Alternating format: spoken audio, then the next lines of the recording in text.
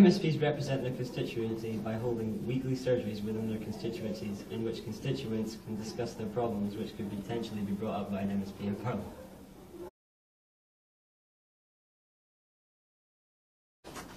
A pressure group is a group formed by a group of people to pressure the government into passing a new bill which suits them. MSPs are left to try and win votes. This is difficult as there is heavy competition and could make them not win votes. Faced by MSPs in their constituency and parliaments that they're not liked. This is because other people may have different views on what their political views are. Representation by women in the Scottish Parliament, as Nicola Sturgeon is the First Minister of Scotland and the First Lady, First Minister. MSPs often meet with a wide variety of people in their local constituencies. Councillors, local organisations and local pressure groups all want to meet with MSPs in the hope that any issues they have can be raised at the highest level.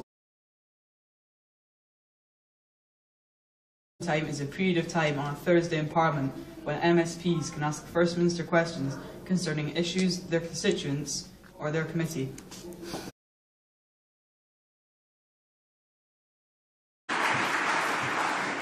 Presiding Officer, in a democracy we must never give in to attempts to censor the media or curtail the freedom of speech.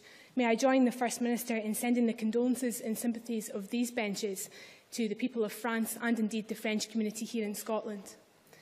This week, the newspapers in England have been full of reports about a crisis in the NHS as A&E departments come under severe pressure.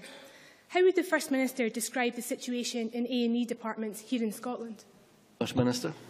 Presiding Officer, our National Health Service right now, and in particular our Accident and Emergency departments, are facing significant pressure. That is very often the case during the winter months. During the winter months, it's not just a case of the number of attendances at A&E, but it is also about the severity of illness and the number of admissions to hospital, combined with factors like norovirus that increase the pressure that our hospitals are working under. If I look in particular at Greater Glasgow and Clyde, they have had over the festive period what the Chair of the Board described to the Health Secretary this morning as an unprecedented level of very sick people being entirely appropriately admitted to hospital through accident and emergency, many of them frail elderly people with respiratory illnesses. We